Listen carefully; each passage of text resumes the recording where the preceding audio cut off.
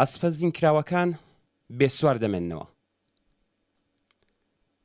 ئۆپۆزیسیۆنی ڕاستڕەوی حکوومەتی ئیسلامی لە سەڵتەنەت تەڵەبەکانەوە بگرێت تا دەگاتە موجاهیدین، ئەسپەکانیان زین کردووە و هەر تا ناتاوێک بەڵێنی ڕوخانی کۆماری ئیسلامی بەلایەنگرانی خۆیان دەدەن.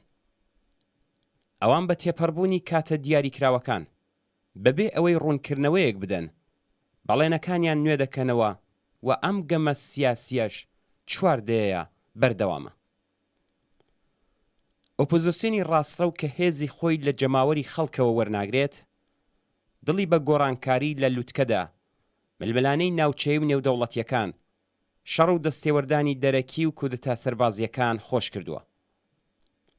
لەم ئیستراتیژی چاوەڕوانیەدا گۆیا زلهێزە بیانیەکان بڕیارە حکوومەت بڕوخێن و دواتر ئەم بەڕێزانەش بە پەرەشوود واتە چەتری نەجات لەسەر ناوەندەکانی دەسەڵات بنیشنەوە و بەبێ بەشداری خەڵک لە سەروی ئەوانەوە حکوومەتە نوێیەکەیان دادەمەزرێنن. حکوومەتە ئیمپریالیستی و زلهێزەکان بە شوێن بەرژەوەندی ئابووری و سیاسی خۆیانەوەن. ئەوان نەختی ئەمڕۆیان ناگۆڕنەوە بە قەرزی سپەینێ. ئەم زلهێزانە بە تایبەتی ئامریکا و هاوپەیمانەکانی بە ئاشکرا و بەنهێنی لەگەڵ کۆماری ئیسلامی ئێران خەریکی دانوستانن. هەموو هەوڵەکانیان بۆ ڕاستکردنەوەی هێندێک لە سیاسەتە ناوچەییەکانی حکوومەتی ئیسلامیە. بەهای وێنەگرتن لەگەڵ ڕێبەرانی ئۆپۆزیسیۆنی ڕاستڕەو و دروستکردنی پەیوەندیەکی سنووردار لەگەڵیان بۆ ڕووخاندنی کۆماری ئیسلامی نییە، بەڵکو بۆ بەدەستهێنانی دەستکەوتی زیاتر لە پشت مێزەکانی دانوستان لەم ڕژیمەیە. ئێمە لە بیرمانە کە لە سەردەمی سەرۆکایەتی ئۆبامادا کاتێک جۆ بایدن سەرۆک کۆماری ئێستا جێگری ئەو بوو، حکوومەتی ئەمریکا تەنانەت پشگیری لە چاکسازی خوازانی حکوومەت و بزوتنەوەی سەوز نەکرد کە بێگومان دوای چەند ساڵێک ئەنجامەکەی بەرجامی لەکەوتەوە.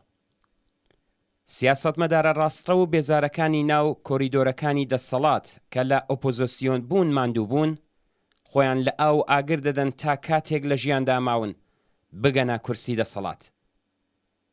دیاریکردنی بەروارە خەیاڵیەکان تەنها بۆ هەڵخەڵەتاندنی لایەنگران و هێشتنەوەیان لە چاوەڕوانیدا نییە، بەڵکو ئەوان بۆ خۆشیان زیاتر پێویستیان بەم بەڵێن و بەروارە درۆیانە هەیە.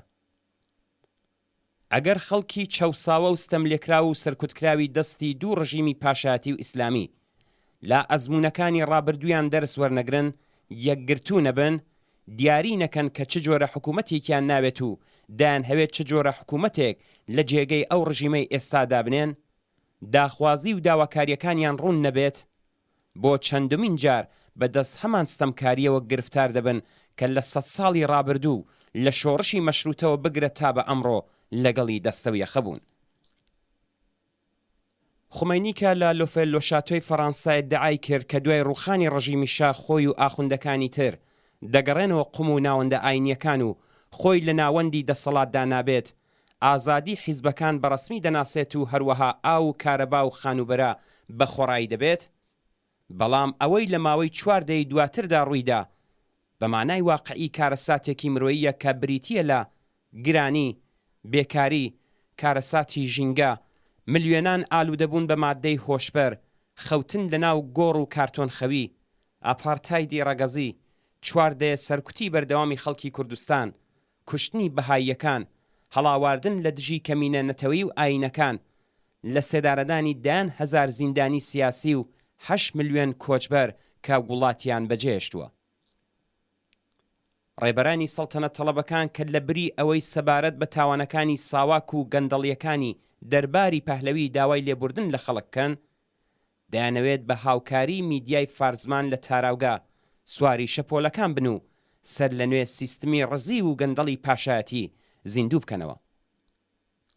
ڕێکخراوی مجاهیدین کە یارمەتی دەرێکی سەرەکی بوون بۆ بەدەسەڵات گەیشتنی حکوومەتی ئیسلامی، لە هەوڵی دامەزراندنی هەمان کۆماری ئیسلامی و شیعەگەریەدایە، بەڵام بەبێ ئاخوندەکانی ناو حکوومەتی ئێستا. ئەزموونی دوو ڕژیمی پاشایەتی و ئیسلامی بەڕوونی نیشانی دەدات کە نابێت بە دروشم و بەڵێنی بێبنەمای ئەو سیاسەتمەدارانەی کە کارنامەیەکی پڕ لە گەندەڵیان هەیەت متمانە بکرێت. هیچ گۆڕانکاریەکی درێژخایەن ئەگەر بچووکیش بێت بەبێ یەکڕیزی خەڵک و بەبێ دروشم و داواکاری ڕوون و ئاشکرا و هەروەها بەبێ بوونی ڕێکخراوی کرێکاری و جەماوەری بەهێز بەدینایەت. تەنانەت ئەگەر بە شێوەیەکی کاتیش بێت پایدار نابێت. بوونی ڕێکخراوی جەماوەری و داخوازی ڕوون و بەشداری هەرچی زیاتری کۆمەڵانی خەڵک پێشمەرجی بەدیهێنانی داهاتوویەکی باشتر لە کۆمەڵگای ئێرەندە.